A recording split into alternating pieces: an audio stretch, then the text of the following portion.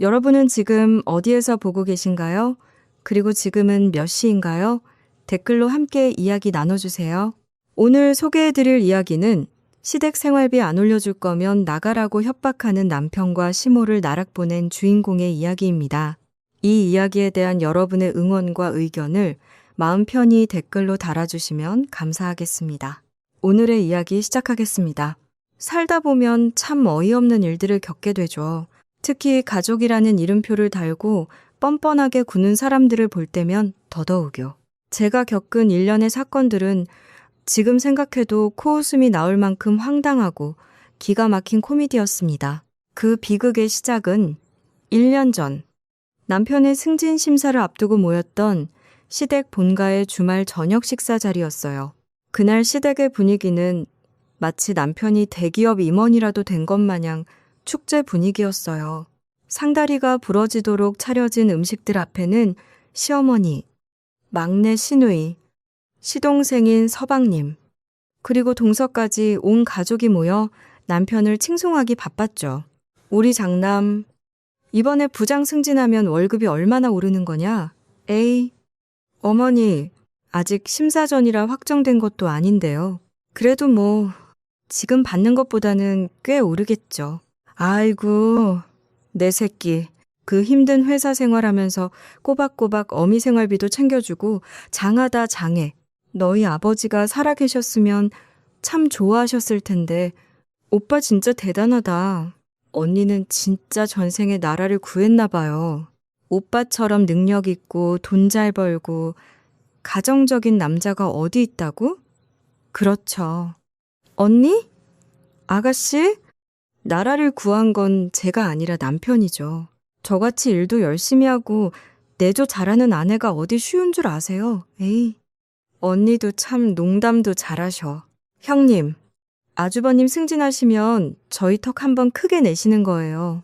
우리 애들 영어 유치원비도 장난 아닌데 아주버님만 믿을게요. 동서, 남편이 승진하는데 왜 턱을 우리가 내? 동서네가 축하한다고 한 턱 내야지. 그리고 애들 교육비는 서방님 월급으로 내야지. 왜 아주버님을 믿어? 안 그래? 서방님? 예. 형수님 말씀이 맞죠? 아이, 이 사람이 주책이네요. 여보, 조용히 밥이나 먹어. 제가 지지 않고 받아치자 분위기가 잠시 싸해졌어요. 저는 프리랜서 번역가로 일하고 있었는데 시댁 식구들은 항상 제 직업을 집에서 컴퓨터나 끄적이며 남는 시간에 하는 취미생활쯤으로 취급했거든요. 야, 넌 남편이 뼈 빠지게 일해서 돈 벌어오는데 집에서 팽팽 놀면서 말대꾸는 아주 청산유수구나. 남편 승진 심사 앞두고 기력 보충 좀 시키게 홍삼이라도 좀 다려 먹이고 그러냐. 어머니, 저도 집에서 노는 거 아니에요. 번역 마감 맞추느라 어제도 밤새웠어요. 네가 집구석에서 타자 몇 번 치는 게 무슨 일이라고 유세냐. 남편이 벌어다 주는 돈으로 집도 턱 사고 세상 편하게 살면서 사치나 부릴 줄 알지. 사치요? 어머니, 저 제 돈 벌어서 제 앞가림 확실하게 하고 있어요. 남편 돈으로 사치 부린 적 없고요. 그리고 이 집 살 때 제 돈이 7할 이상 들어갔어요. 명의도 공동 명의고요. 남편 혼자 피땀 흘려 산 집 아니에요. 하여튼 시어머니가 한마디를 하면 10마디를 지지 않고 대들지. 네가 그러니까 우리 아들이 밖에서 길을 못 펴는 거 아니냐. 남편이 밖에서 기 못 펴고 다니나요? 당신 그래? 아니야. 어머니가 그냥 하시는 말씀이지. 밥 먹자. 밥, 고기 식는다. 남편이 테이블 밑으로 제 발을 툭툭 치더군요. 불안한 눈빛으로 저를 쳐다보면서 제발 더 이상 말하지 말고 넘어가 달라는 신호를 보냈어요. 땀까지 뻘뻘 흘리며 안절부절 못하는 그 비겁한 얼굴을 보니 딱 1년 전 제 작업실에서 있었던 일이 선명하게 떠올랐어요. 1년 전 그날 밤, 남편은 퇴근하자마자 제 작업실 의자 밑에 털썩 주저앉아 고개를 푹 숙였어요. 당신 왜 그래? 어디 아파? 안색이 너무 안 좋은데. 여보, 나 진짜 어떡하면 좋냐? 무슨 일인데 그래? 사람 피 말리지 말고 빨리 말해봐. 회사 사정이 너무 안 좋아져서 부서가 통폐합됐어. 내 급여도 반토막 났고 당분간 성과급은 꿈도 못 꾸고. 뭐? 반토막? 그걸 왜 이제 말해? 당장 이번 달 대출이자랑 공과금은 어떡하고? 내 말이 그거야. 당장 우리 쓸 돈도 문제지만 본가에 매달 보내는 생활비 200만 원. 나 당분간 못 보낼 것 같아. 어머니한테 솔직하게 말씀드려. 회사 사정이 어려워져서 당분간은 생활비 못 보내겠다고. 자식이 힘들다는데 부모님이 그걸 이해 못 하시겠어? 안 돼. 절대 안 돼. 여보, 당신도 우리 엄마 성격 알잖아. 친척들 사이에서 나 하나 보고 어깨 펴고 사시는 분인데 내 월급 깎였다고 하면 당장 쓰러지실지도 몰라. 그리고 내 자존심이 허락을 안 해. 동생들 앞에서도 내가 늘 큰 소리를 쳤는데 갑자기 돈 못 보낸다고 하면 나를 얼마나 우습게 보겠어. 지금 자존심 챙길 때야? 당장 돈이 없는데 어떡할 건데? 그래서 말인데 여보, 당신 요새 번역일 많이 들어오잖아. 당신이 당분간만 우리 엄마 생활비 좀 대주면 안 될까? 뭐? 내가 왜? 내 돈으로 어머니 생활비를 대라고? 매달 200만 원을? 내가 이렇게 빌게, 나 진짜 장남체면 한 번만 살려주라. 당신이 나 좀 도와줘. 내가 나중에 상황 나아지면 다 갚을게. 제발. 여보, 내가 집안일도 다 하고 당신한테 진짜 평생 엎드려 살게. 남편은 바닥에 무릎을 꿇고 제 다리를 붙잡고 애원했어요. 그 덩치 큰 남자가 눈물까지 찔끔거리면서 매달리는데 기가 막히면서도 한편으로는 너무 찌질해서 짠하더군요. 부부니까 어려울 때 돕고 살아야지. 남편이 밖에서 기죽어 지내는 건 싫다는 마음이 컸어요. 알았어. 이번 한 번만이야. 대신 내 통장에서 바로 어머니한테 보내면 들통나니까. 내 돈을 당신 통장으로 이체해 줄 테니 당신 이름으로 보내. 그리고 이건 내가 당신한테 빌려주는 돈이야. 나중에 다 받아낼 거니까 그렇게 알아. 고마워. 여보, 진짜 고마워. 내가 이 은혜 평생 안 잊을게. 당신이 내 구세주야. 그날의 약속을 믿고 저는 지난 1년 동안 정말 코피 쏟아가며 일했어요. 밤낮 없이 모니터 들여다보며 번역 마감 맞추느라 눈이 침침하고 어깨가 돌덩이처럼 뭉쳐도 남편기 살려주겠다는 일념 하나로 묵묵히 버텼죠. 그렇게 제 피땀 어린 돈을 매달 200만 원씩 시어머니 계좌로 남편 이름으로 꼬박꼬박 송금했어요. 다시 현재 시댁 거실, 과거의 기억에서 빠져나와 뻔뻔하게 갈비찜을 뜯고 있는 시댁 식구들을 보니 구역질이 날 것 같았어요. 자신이 낸 돈으로 산 고기를 씹으며 제 험담을 안주 삼는 시어머니.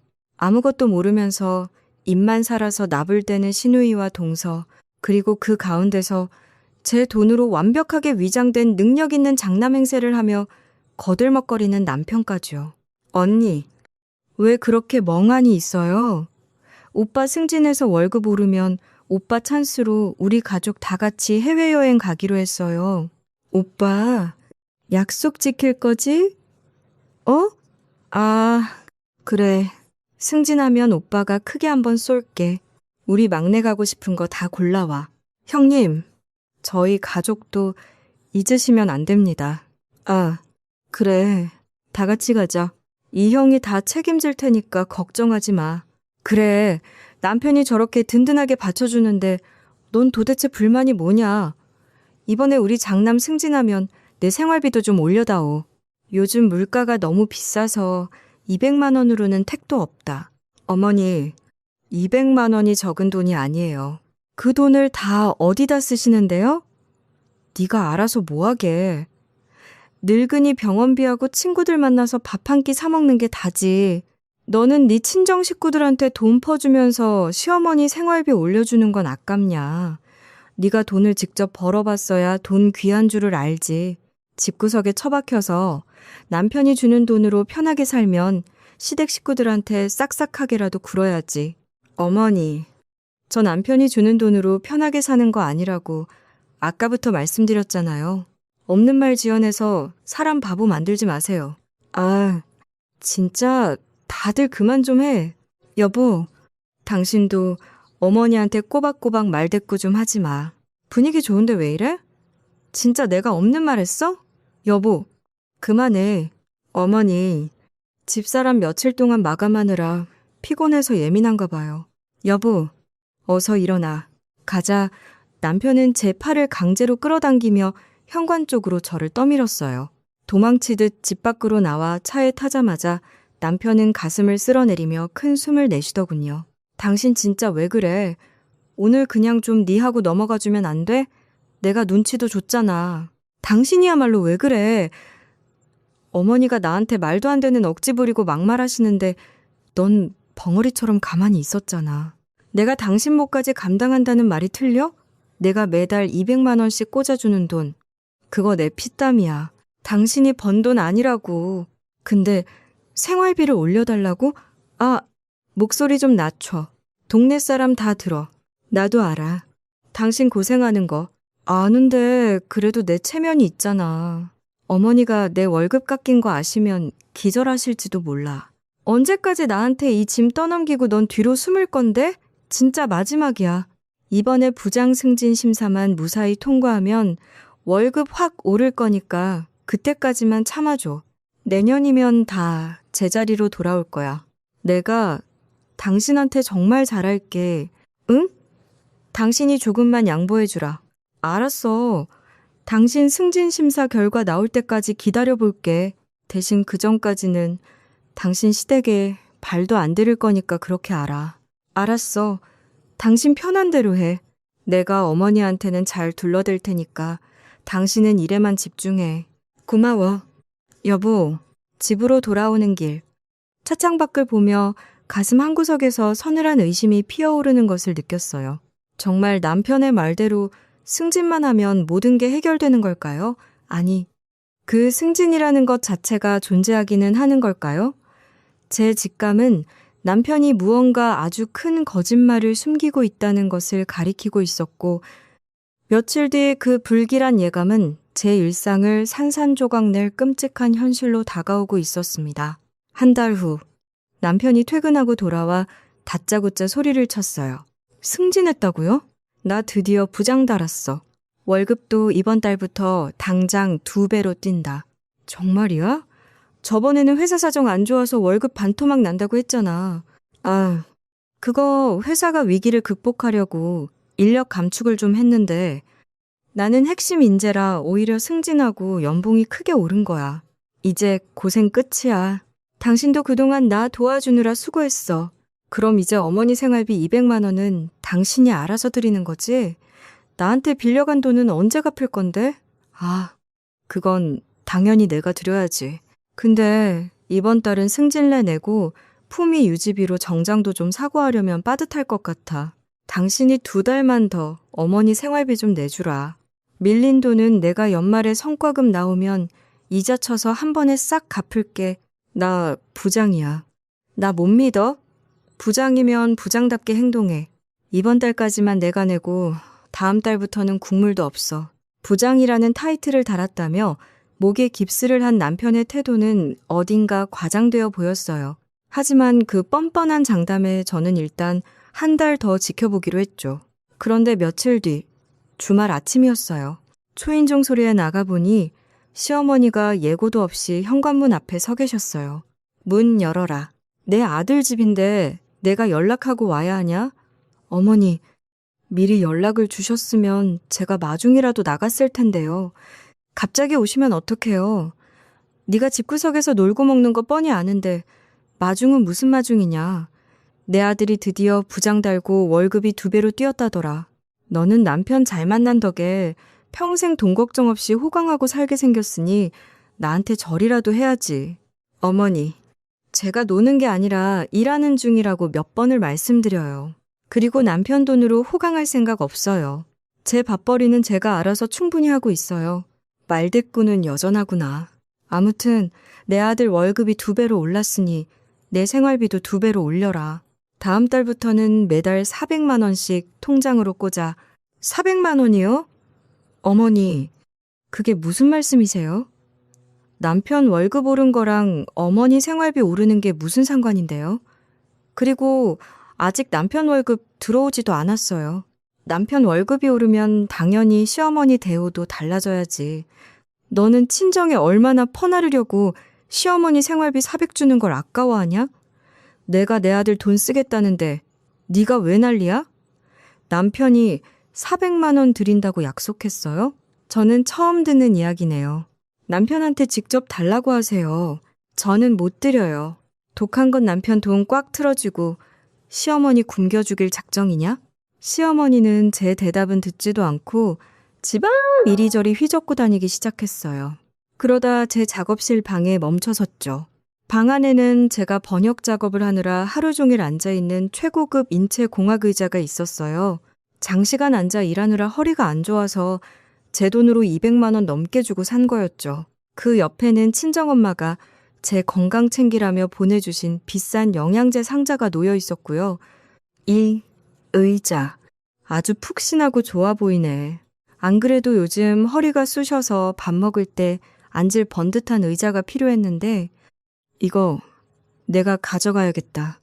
어머니, 그거 제 작업용 의자예요. 제 돈으로 비싸게 산 거라고요. 당장 내려놓으세요. 네 돈이 어디 있어? 다 내 아들이 벌어온 돈으로 산 거면서 넌 하루 종일 집에 누워있으면서 이런 게 왜 필요하냐? 그리고 이 약은 뭐냐? 아주 비싸 보이는데 늙은 시어머니는 뼈가 사가가는데 지 혼자만 좋은 거 챙겨 먹으려고 숨겨놨구나. 이것도 내가 가져간다. 어머니, 그건 친정엄마가 저 일하느라 힘들다고 지어주신 약이에요. 의자도 약도 절대 못 가져가세요. 제가 시어머니의 손에서 상자를 빼앗으려 하자 시어머니는 목소리를 높이며 난리를 피웠어요. 마침 방에서 자고 있던 남편이 시끄러운 소리에 깨어나 거실로 나왔죠. 아침부터 왜 이렇게 시끄러워? 응? 어머니, 언제 오셨어요, 아들? 너는 마누라 교육을 어떻게 시키는 거냐? 내가 이 의자 하나랑 영양제 좀 가져가겠다는데 눈을 부라리고 대드는구나. 네가 벌어온 돈으로 산 건데 내가 좀 쓰면 안 되냐, 여보? 그냥 어머니 드려. 당신은 내가 하나 새로 사줄게. 어머니가 허리 아프시다잖아. 당신이 무슨 돈으로 사줄 건데? 저 의자가 얼마인 줄 알아? 200만 원이야. 당신 월급 아직 오르지도 않았고 대출금도 남았잖아. 그리고 저 약은 우리 엄마가 나 먹으라고 지어주신 건데 그걸 왜 어머니가 가져가셔? 절대 안 돼. 아, 거참 쪼잔하게 굴지 마. 내가 부장이라니까. 다음 달에 카드 할부로 하나 사줄 테니까 당장 어머니 차에 실어드려. 내가 알아서 할게. 남편은 제 말을 깡그리 무시하고 시어머니를 거들어 의자를 현관 밖으로 빼냈어요. 영양제 상자도 시어머니의 가방에 억지로 쑤셔 넣었죠. 저는 너무 기가 막혀서 허웃음만 나왔어요. 내 돈으로 산 물건을 자기들 마음대로 강탈해가면서 당당한 저 태도. 저는 현관문을 쾅 닫고 들어와 버렸어요. 그 일로 진이 빠져 며칠 뒤 작업에 몰두하고 있는데 이번엔 동서에게서 전화가 울렸어요. 형님, 바쁘세요? 동서. 마감 중이라 좀 바쁜데 무슨 일이야? 아, 다름이 아니라 아주버님 이번에 승진하시고 월급도 2배로 오르셨다면서요. 어머니한테 말씀 들었어요. 너무 축하드려요. 축하 고마운데. 그래서 용건이 뭐야? 저희 애들 이번에 영어 학원이랑 수학 학원 레벨을 높였거든요. 근데 교육비가 장난이 아니네요. 서방님, 월급으로는 도저히 감당이 안 돼서요. 아주버님 월급도 크게 오르셨는데 조카들 학원비 한 달에 50만 원씩만 좀 보태주시면 안 될까요? 동서. 돈 맡겨놨어? 네? 아니, 그런 건 아니지만 아주버님 월급 오르셨으니 조카들한테 그 정도는 해주실 수 있잖아요. 가족끼리 야박하게 왜 그러세요? 가족끼리 야박한 게 아니라 선을 넘은 거지. 동선의 애들 교육비를 왜 우리 남편이 대? 애들 교육비 감당 못할 거면 학원을 줄이든가 동서가 나가서 돈을 벌어. 서방님 월급 뻔히 알면서 황새 따라가려다 가랑이 찢어지는 꼴 형님은 못 봐주겠다. 형님, 말을 어떻게 그렇게 섭섭하게 하세요? 어머님 말씀대로 형님 진짜 돈에 피도 눈물도 없으시네요. 내가 섭섭하게 한 게 아니라 동서가 무리한 거야. 남의 돈 쉽게 생각하지 마. 형님, 일 바쁘니까 끊어. 전화를 끊고 나니 머리가 지끈거렸어요. 남편의 얄팍한 거짓말 하나 때문에 온 시댁 식구들이 거머리처럼 달려들어 돈을 내놓으라고 아우성이었죠. 도대체 언제까지 이 촌극을 지켜봐야 하나 진저리가 났어요. 그런데 그 무렵부터 남편의 행동이 갈수록 수상해졌어요. 매일 아침 말끔하게 정장을 빼입고 출근을 하긴 하는데 퇴근하고 돌아오면 옷에서 PC방 특유의 퀴퀴한 냄새나 담배 냄새가 짙게 배어 있었어요. 부장으로 승진해서 눈코 뜰 새 없이 바쁘다면서 야근은커녕 매일 칼같이 정시에 들어왔죠. 결정적인 단서는 남편의 바지 주머니에서 나왔어요. 세탁기를 돌리려고 주머니를 뒤지는데 꼬깃꼬깃한 영수증 몇 장이 나왔어요. 펼쳐보니 회사 근처도 아닌 집 근처 공원과 편의점에서 평일 낮 시간에 결제한 삼각김밥과 컵라면 영수증, 그리고 동네 PC방 10시간 정액권 영수증이었어요. 머릿속에서 무언가 번쩍하고 스쳐 지나갔어요. 저는 남편 차의 블랙박스와 주행거리를 확인해봤어요. 출퇴근으로 매일 수십 킬로미터를 달려야 할 차의 주행거리는 거의 제자리 걸음이었죠. 주말에 친정엄마와 친언니를 만나 점심을 먹는 자리였어요. 김서방은 요즘 많이 바쁘지? 부장 달았으니 어깨가 무겁겠어. 네, 뭐 바쁘다고는 하네요. 야, 근데 제부 진짜 대단하다. 이번에 제부네 회사 구조조정 엄청 심하게 했다며? 내 친구 남편도 제부랑 같은 회사 다니는데 이번에 부서통 폐합되면서 절반이 권고사직 당했대. 회사 분위기 완전 초상집이라는데 제부는 거기서 승진을 다 하고 운이 좋은 거야. 능력이 좋은 거야? 언니? 방금 뭐라고 했어? 구조조정? 권고사직? 뉴스에도 났잖아. 제부네 회사 경영 악화로 대규모 인원 감축했다고. 너 몰랐어. 제부가 말 안 해? 심장이 쿵 하고 내려앉는 기분이었어요. 등줄기를 타고 식은땀이 흘렀죠. 남편의 말이 어디서부터 어디까지 거짓말인지 퍼즐이 맞춰지기 시작했어요. 월급이 반토막 났다는 것도, 부장으로 승진했다는 것도 모두 저와 시댁을 속이기 위한 새빨간 거짓말이었던 거예요. 엄마, 언니, 나 먼저 가볼게. 급하게 확인해야 할 게 생겼어. 집으로 돌아오는 길. 저는 머릿속을 차분하게 정리했어요. 분노로 손이 부들부들 떨렸지만 감정적으로 나설 때가 아니었죠. 남편은 분명 해고를 당한 게 틀림없었어요. 그동안 부장 승진이라며 허세를 부리고 저에게 어머니 생활비를 떠넘기고 시어머니가 제 물건을 가져가게 방관한 모든 짓거리들이 주마등처럼 스쳐 지나갔어요. 집에 도착하자마자 저는 남편의 서재를 뒤지기 시작했어요. 남편이 평소에 소중하게 다루는 서랍장 맨 아래 칸. 자물쇠가 채워진 다이어리가 눈에 띄었어요. 공구함에서 드라이버를 가져와 자물쇠를 강제로 뜯어냈죠. 다이어리 안에는 여러 장의 서류가 접혀 있었어요. 첫 번째 서류, 해고 통지서. 예상대로였어요. 날짜는 정확히 남편이 저에게 월급이 반토막 났다고 거짓말을 하며 생활비를 빌려달라고 매달렸던 그달이었죠. 회사의 경영 악화로 인한 권고사직. 남편은 1년 전부터 이미 백수였던 거예요. 두 번째 서류, 퇴직금 정산 내역서. 남편은 이미 퇴직금까지 싹 다 정산받아 챙긴 상태였어요. 세 번째 서류, 대출 상환 영수증. 퇴직금으로 자신의 마이너스 통장 빚을 갚은 내역이었죠. 소름이 돋았어요. 남편은 해고당한 사실을 숨기기 위해 저에게 거짓말을 하고 제 피 같은 돈으로 시어머니 생활비를 충당하며 장남 노릇을 즐긴 거예요. 심지어 승진이라는 새빨간 거짓말을 덧붙여 뻔뻔하게 제게 돈을 더 요구하기까지 했고요. 시어머니는 그런 아들이 자랑스럽다며 저를 쥐잡듯이 잡고 친정까지 무시했고요. 저는 그 자리에 주저앉아 허웃음을 터뜨렸어요. 눈물도 나지 않더군요.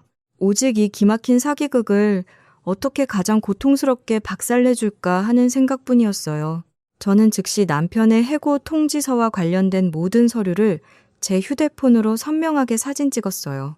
그리고 지난 1년 동안 제 통장에서 남편 통장으로 그리고 남편 통장에서 시어머니 통장으로 이체된 200만 원의 거래 내역서를 몽땅 출력했죠. 증거를 차곡차곡 파일에 모으면서 저는 조용히 법률사무소에 전화를 걸었어요. 변호사님, 저 이혼 소송 준비하려고요. 단순 이혼이 아니라 배우자의 기망 행위에 의한 위자료 청구, 그리고 시어머니한테 들어간 부당이득 반환 청구 소송까지 싹 다 진행하고 싶습니다. 증거는 완벽하게 준비되어 있어요. 변호사님과 통화를 마치고 나니 오히려 마음이 평온해졌어요. 곧 시어머니의 생일 파티가 있었지요. 남편이 승진턱을 내겠다며 시댁 식구들을 최고급 한정식 집으로 불러 모은 그 자리, 저는 그날을 이 사기극의 화려한 피날레 무대로 만들기로 결심했어요. 저녁 무렵, 남편은 아무것도 모른 채 현관문을 열고 들어왔어요. 평소처럼 정장 넥타이를 풀어 헤치며 피곤한 척 연기를 하더군요. 여보, 나왔어. 아, 오늘 회의가 너무 많아서 녹초가 다 됐네. 당신 저녁은 먹었어? 왔어? 수고했네. 밥은 차려줄 테니까 씻고 나와. 그리고 이번 주말에 어머니 생신 파티 한정식집 예약은 제대로 한 거지? 당연하지. 내가 우리 가족 다 모이는 자리인데 신경 좀 썼어. 어머니가 아주 좋아하실 거야. 당신도 예쁘게 입고 나와. 부장 사모님, 티 좀 내야지. 남편의 능청스러운 미소를 보며 저는 속으로 차갑게 웃었어요. 그래, 마음껏 즐겨라. 그 알량한 허세와 헛된 자존심이 바닥으로 곤두박질 치는 순간을 내 두 눈으로 똑똑히 지켜봐 줄 테니까요. 저는 서랍 속에 잘 숨겨둔 서류 뭉치를 한번 쓸어내린 뒤 아주 상냥한 목소리로 대답했어요. 알았어, 기대할게. 당신 드디어 시어머니의 칠순을 겸한 생일 파티 당일이 밝았어요. 남편이 부장으로 승진했다며 온 가족 앞에서 거드름을 피우고 쏘겠다고 호언장담했던 바로 그날이었죠. 식당의 가장 큰 VIP 룸에 들어서자 이미 시어머니를 상석에 모셔두고 시댁 식구들이 총출동해 있었어요. 막내 시누이, 시동생인 서방님, 그리고 동서 부부와 조카들까지 아주 왁자지껄했죠. 남편은 룸 한가운데 서서 마치 자기가 재벌 그룹 회장이라도 된 것처럼 어깨에 잔뜩 힘을 주고 있었어요. 다들 왔어? 오늘은 어머니 생신이기도 하고 내가 부장 승진한 기념으로 크게 한턱 내는 자리니까 메뉴판 보지 말고 먹고 싶은 거 다 시켜. 아이고, 우리 장남 아주 식당이 떠나가라 큰 소리를 치는구나. 그래, 부장 달고 월급이 2배로 뛰었으니 이 정도는 껌값이지. 너희 아버지가 살아서 이 꼴을 보셨어야 했는데 내가 아주 밥을 안 먹어도 배가 부르다.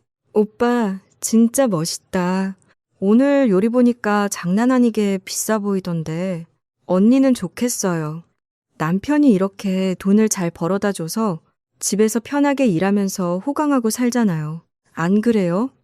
언니, 형님, 아주버님 승진하셨는데 제 부탁 잊으신 건 아니죠? 저번에 전화로 말씀드렸던 우리 애들 학원비요. 아주버님이 오늘 기분 좋게 쏘시는 김에 매달 50만 원씩 지원해 주시는 걸로 확답받고 싶어서요. 형님도 찬성하시는 거죠?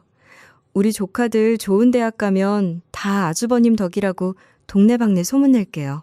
동서, 그 이야기는 저번에 다 끝난 줄 알았는데 애들 학원비는 서방님 월급으로 알아서 해. 형님이 보태줄 이유도 없고 남편이 보태줄 의무도 없어. 에이, 재수씨 서운하게 왜 그래요? 내가 명색이 부장인데 조카들 학원비 좀 못 보태주겠어? 여보, 당신 너무 야박하게 굴지 마. 내가 다 알아서 할게. 재수씨, 내가 다음 달부터 꼬박꼬박 챙겨줄 테니까 걱정하지 마세요. 남편의 얼굴은 허세로 번들거렸지만 그 순간 젓가락을 쥔 손끝이 미세하게 떨리는 걸 저는 놓치지 않았어요. 속이 바싹바싹 타들어가고 있겠지요. 주머니에 돈 한 푼 없는 백수 주제에 가족들 앞에서는 돈을 물쓰듯 뿌리는 척 연기를 해야 하니까요. 저는 속으로 차갑게 비웃으며 묵묵히 눈앞에 놓인 갈비찜만 씹어 삼켰어요.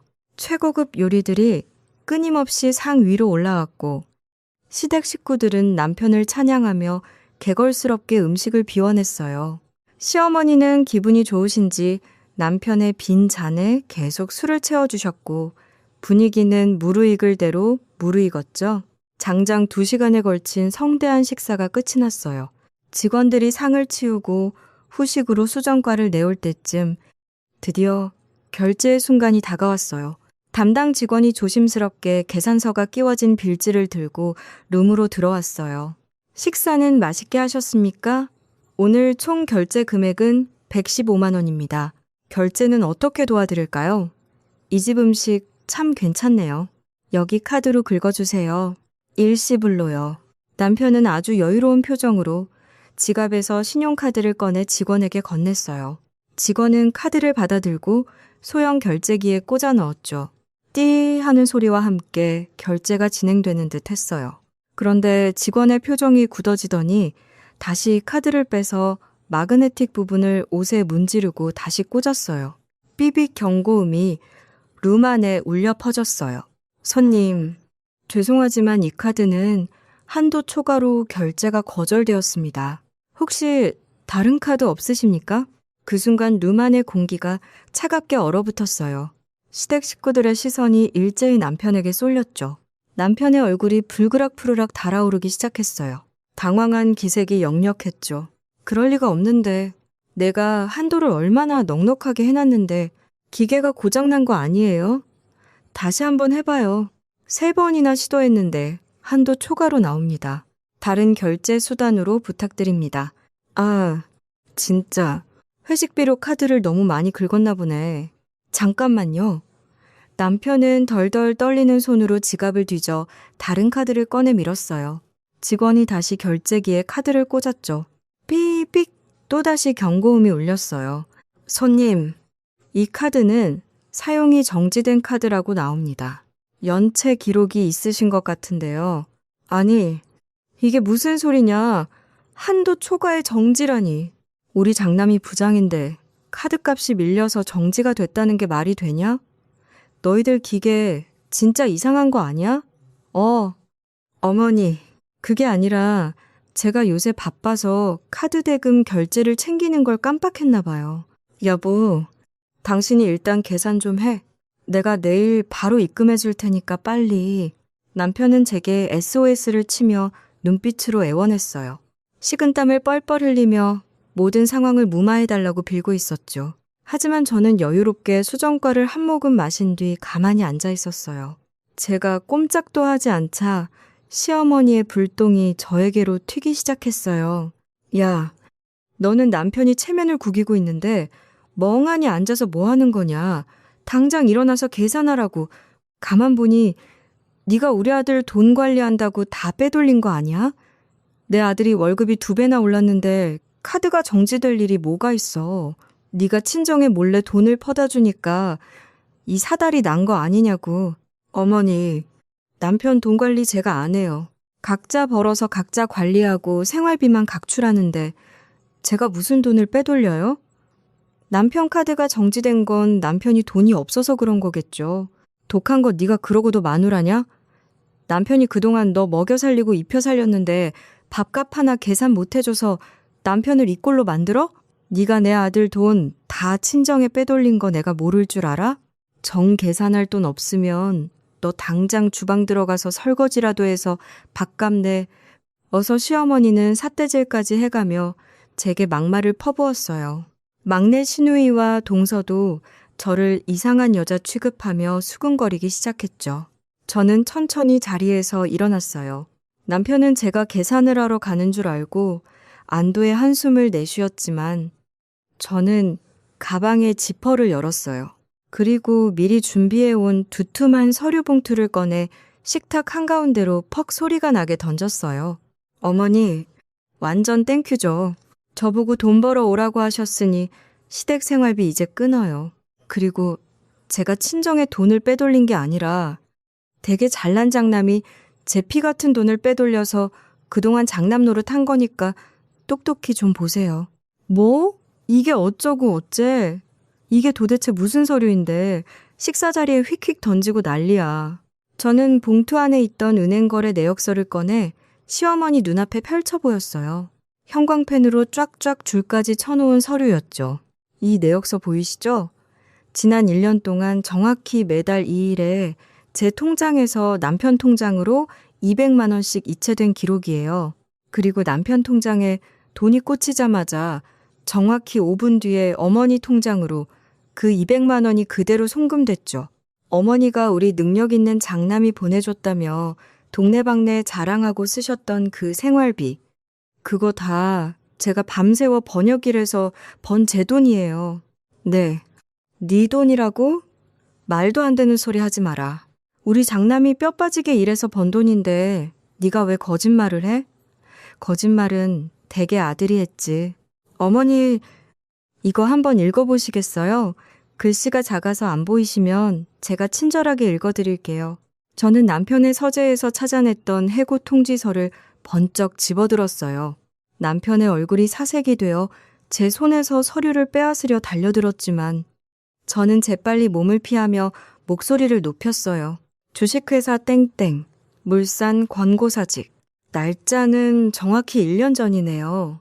되게 잘난 아들. 1년 전에 회사에서 잘렸어요. 그동안 매일 정장 입고 출근하는 척하면서 동네 PC방에서 시간이나 때우던 백수라고요. 월급이 반토막 났다. 부장으로 승진해서 월급이 2배 올랐다.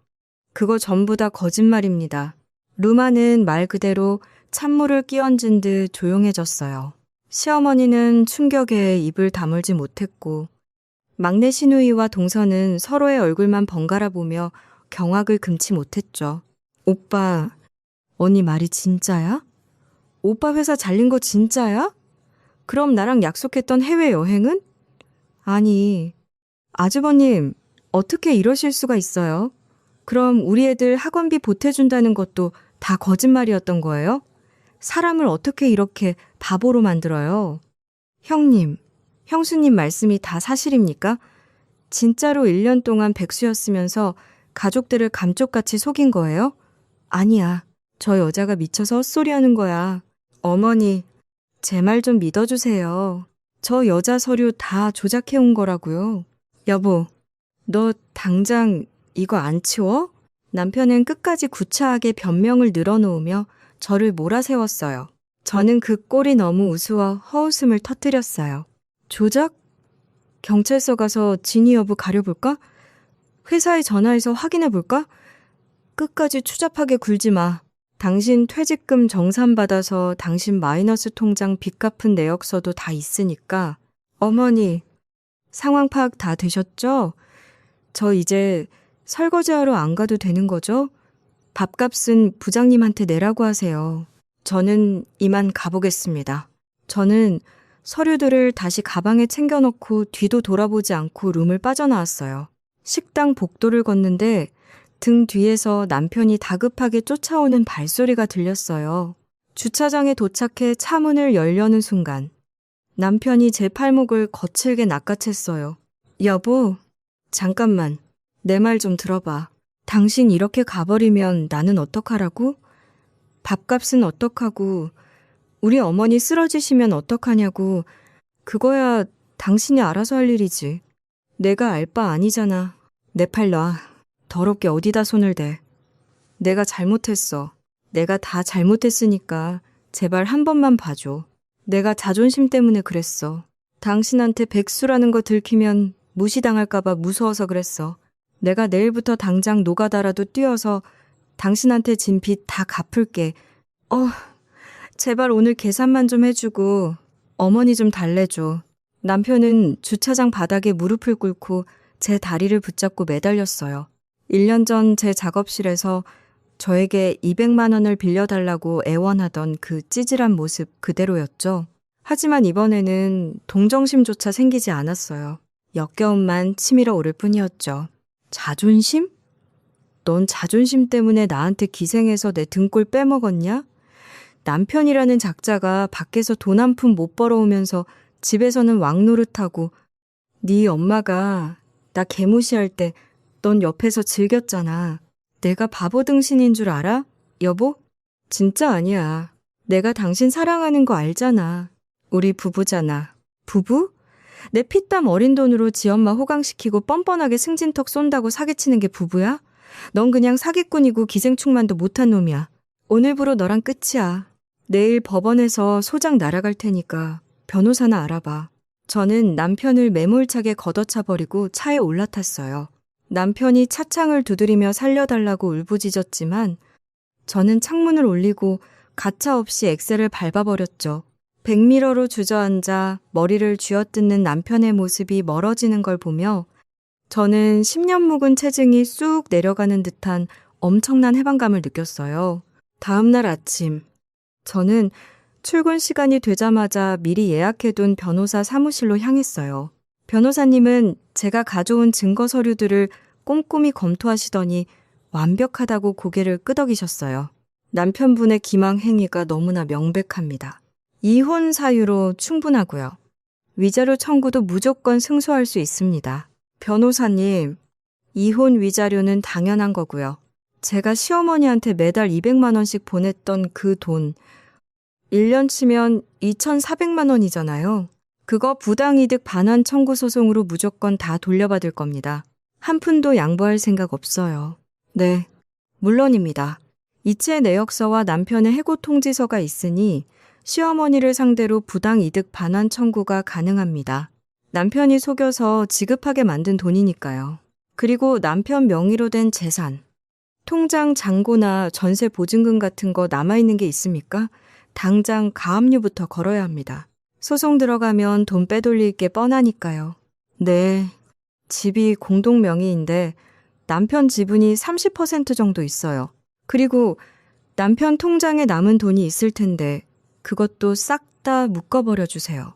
숨도 못 쉬게 만들어야 해요. 저는 변호사님과 철저하게 법적 조치를 논의하고 모든 권한을 위임했어요. 사무실을 나오자마자 저는 이삿짐 센터에 전화를 걸었어요. 남편이 집에 들어오기 전에 제 짐과 제가 산 가전제품들을 싹 다 빼버릴 작정이었죠. 집에 도착한 이삿짐 센터 직원들은 제가 지시하는 대로 일사불란하게 제 물건들을 포장하기 시작했어요.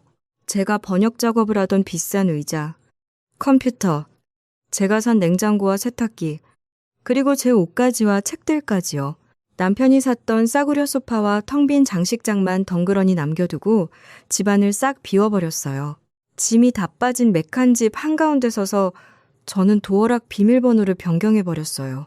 남편이 더 이상 이 집에 발을 들이지 못하게 아예 출입을 차단해버린 거죠. 그리고 짐을 실은 트럭을 타고 친정으로 향했어요. 가는 길에 남편에게서 수십 통의 전화와 문자가 쏟아졌지만 저는 전부 무시하고 차단해버렸어요. 법원에서 보낸 소장이 시댁과 남편에게 날아간 지 일주일도 채 되지 않았을 때였어요. 남편이 제게 전화를 걸어왔지요. 여보, 집 도어락 비밀번호 왜 바꿨어? 내 짐도 다 빼고 통장도 다 막아버리면 난 길바닥에 나 앉으라는 거야? 넌 길바닥에 나 앉아도 싸. 내 변호사가 보낸 소장 받았지? 이혼 위자료에 부당 이득 반환 청구까지 다 걸었어. 통장 가압류는 시작일 뿐이야. 집 지분 30% 있는 것도 이미 가압류 들어가 있으니까 딴 생각할 생각 마. 당신 진짜 피도 눈물도 없어? 우리 그래도 부부였잖아. 어떻게 사람을 이렇게 밑바닥까지 짓밟아. 나 일용직이라도 뛰어서 돈 갚는다니까. 짓밟은 건 너지. 1년 동안 나 속이고 내 돈으로 부장행세하면서 장남 노릇한 거 기억 안 나? 네가 친 사고니까 네가 알아서 수습해. 앞으로 연락은 변호사를 통해서만 해. 전화를 끊고 차단해버렸어요. 남편은 그날 이후로 정말 공사판을 전전하며 일용직을 뛰기 시작했다고 하더군요. 하지만 하루 벌어 하루 먹고 살기도 빠듯한 일용직 일당으로 수천만 원에 달하는 소송 가액을 감당할 리 만무했지요. 변호사를 선임할 돈도 없어서 남편은 재판에 제대로 대응조차 하지 못했어요. 가장 처참하게 무너진 건 시어머니였어요. 제 통장에서 꽂히던 200만 원이 끊기자 시어머니의 화려했던 일상은 단 한 달 만에 박살이 났어요. 매달 나오던 아파트 관리비, 도시가스 요금, 통신비가 줄줄이 밀리기 시작했죠. 아들 월급이 2배 올랐다며 백화점 VIP 행세를 하며 할부로 긁어댔던 신용카드 대금도 눈덩이처럼 불어나 있었고요. 결국 한겨울에 보일러 가스가 끊기고 단전 단수 조치까지 내려졌어요. 추운 거실에 패딩을 껴입고 오들오들 떨며 휴대용 가스버너에 물을 끓이던 시어머니는 결국 막내 시누이에게 전화를 걸었어요. 집에 보일러가 끊겨서 얼어 죽게 생겼다. 가스비 밀린 거 낼 돈 좀 보내라. 내친 김에 전기세 낼 돈도 좀 같이 보내고. 엄마, 나도 요새 카드값 막느라 정신없어. 그리고 오빠가 장남이잖아. 엄마가 그렇게 오빠 최고라고 떠받들었으면 오빠한테 달라고 해야지. 왜 나한테 이래? 내 오빠 통장 다 묶여서 땡전 한 푼 없다잖니. 노가다 뛰어서 빚 갚기도 바쁘대.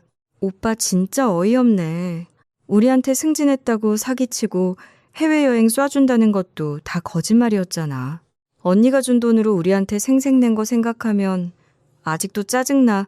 나 돈 없으니까 다시는 이런 일로 전화하지 마. 시누이는 냉정하게 전화를 끊어버렸어요. 평소 오빠의 허세에 가장 적극적으로 맞장구를 치며 콩고물을 얻어먹으려던 시누이였지만 오빠가 백수라는 사실이 밝혀지자 가장 먼저 등을 돌린 거죠. 시어머니는 지푸라기라도 잡는 심정으로 이번엔 동서에게 전화를 걸었죠. 여보세요. 어머님, 그래. 둘째, 좀 바꿔봐라. 어미가 수도까지 끊겨서 씻지도 못하고 있다고 전해라. 어머님, 아빠 지금 잔업하느라 바빠요. 그리고 저희 조카들 학원비 보태준다는 아주버님 말만 믿고 애들 학원 싹 다 비싼 데로 옮겼다가 지금 빚만 잔뜩 졌어요. 형님이 주신 돈으로 아주버님이 장남 행세한 거라면서요? 저희도 사기당한 기분이라 애아빠 아주버님이랑 어머님 꼴 보기 싫대요. 아니, 이것들이 미쳤나?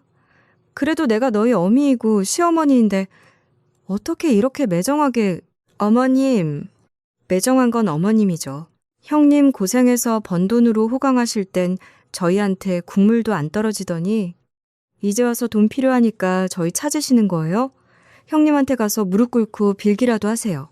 저희한테 연락하지 마시고요. 끊어요. 동서마저 전화를 뚝 끊어버리자 시어머니는 그제야 자신이 무슨 짓을 저질렀는지, 제 존재가 그 집안에서 얼마나 큰 기둥이었는지 뼈저리게 깨달았다고 해요. 그로부터 6개월 뒤, 저는 이혼 소송과 부당 이득 반환 청구 소송에서 완벽하게 승소했어요. 재판부는 남편의 악질적인 기망 행위를 인정하여 위자료를 최대로 책정했고 부당 이득 반환 역시 전액 인용했어요. 판결문에 따라 남편의 지분 30%는 제게 넘어왔고 시어머니는 매달 제게 뜯어갔던 2,400만 원을 고스란히 토해내야 했죠. 그들은 갚을 능력이 없었기에 남편과 시어머니는 신용 불량자로 전락했어요. 반면 저는 그동안 모아둔 돈과 위자료, 그리고 온전히 제 명의가 된 집을 담보로 대출을 받아 친언니와 함께 정식 번역 에이전시를 차렸어요. 강남의 깔끔한 빌딩에 사무실을 얻고 개업식을 하던 날이었어요. 세련된 정장을 입고 직원들과 회의를 하고 있는데 로비 밖에서 소란스러운 소리가 들렸어요. 아니, 당신들 여기가 어디라고 찾아와? 경비 아저씨. 이 사람들 좀 내쫓아주세요. 나가보니 남편과 시어머니가 로비 대리석 바닥에 주저앉아 있었어요. 수소문 끝에 제 사무실 주소를 알아낸 모양이었죠. 남편은 공사 시멘트 먼지를 뒤집어 쓴 채 꾀죄죄한 몰골이었고 시어머니는 예전에 그 번지르르하고 당당하던 모습은 온데간데 없이 늙고 초라한 모습이었지요. 저를 보자마자 남편이 기어와서 제 구두 끝을 붙잡았어요. 여보, 내가 잘못했어. 우리 집 넘어간 거. 그거 다시 한 번만 생각해주면 안 돼? 어머니가 길거리에 나앉게 생겼어. 나 요새 진짜 하루도 안 쉬고 일해. 당신이 하라는 대로 다 할 테니까 다시 한 번만 용서해줘. 당신 회사 차렸다며 나 청소라도 시켜주라. 내 사무실 바닥 더러워져. 이거 놔. 그리고 당신이랑 나 이미 서류 정리 끝난 남이야. 용서? 내가 왜 널 용서해. 당신이 내 등골 빼먹으면서 허세 부릴 때 내가 얼마나 비참했는지 잊었어? 아가, 내가 미쳤었다. 내가 늙어서 망령이 들었었나 봐. 네가 그렇게 돈 버느라 고생하는 줄도 모르고 시어머니 대접만 받으려고 했어. 며느리 귀한 줄 모르고 친정에 돈 빼돌린다고 의심하고 막말한 거 다 사과하마. 네가 나한테 줬던 생활비 2,400만 원. 내가 식당 주방에 들어가서 파지를 주어서라도 평생 갚을 테니까 제발 신용 불량자 딱지만 좀 떼다오. 집에 전기가 안 들어와서 밤마다 촛불 켜고 살아. 시어머니는 바닥에 이마를 뚫으며 콧물까지 흘렸어요. 그 잘나고 며느리 하대하는 걸 당연하게 여기던 시어머니가 제 앞에서 바들바들 떨고 있는 모습을 보니 참 인생무상이다 싶었죠. 하지만 이미 엎질러진 물이었어요. 제 마음은 단 1g의 동요도 없었죠. 아줌마, 2,400만 원은 법원에서 알아서 통장 압류부터 들어갈 거니까 굳이 저한테 파지 주어 갚겠다고 생색 안 내셔도 돼요. 그리고 전기 안 들어오는 건 어머니 잘난 아들한테 해결하라고 하세요.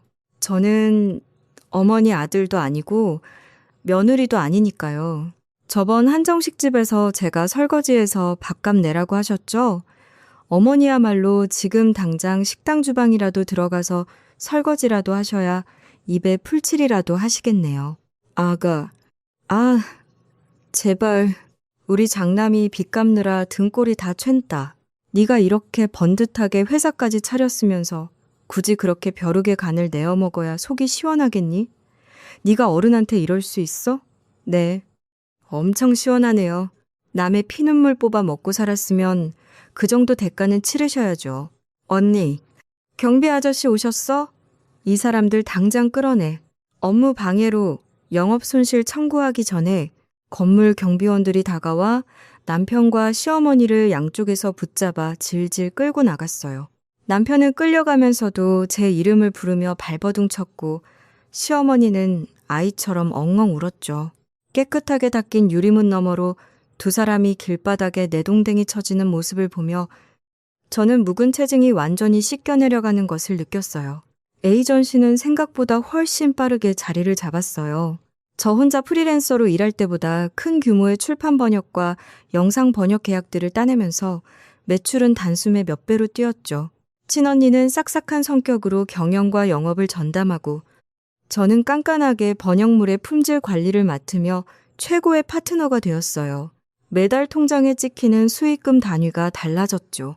야, 대표님, 오늘 영상 번역, 대형 계약건도 무사히 성사됐는데 퇴근하고 엄마 모시고 맛있는 거나 먹으러 갈까? 당연하지. 오늘 내가 크게 쏠 테니까 엄마한테 호텔 철판 코스 요리 예약해놨다고 전해. 역시 우리 동생 멋있다.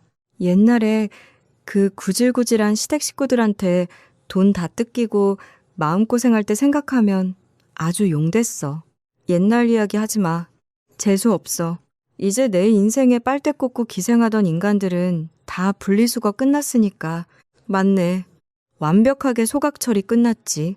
에이전시가 성공 궤도에 오르자 저는 제가 온전히 번 돈으로 예전부터 꿈꿔왔던 일들을 하나씩 실현하기 시작했어요.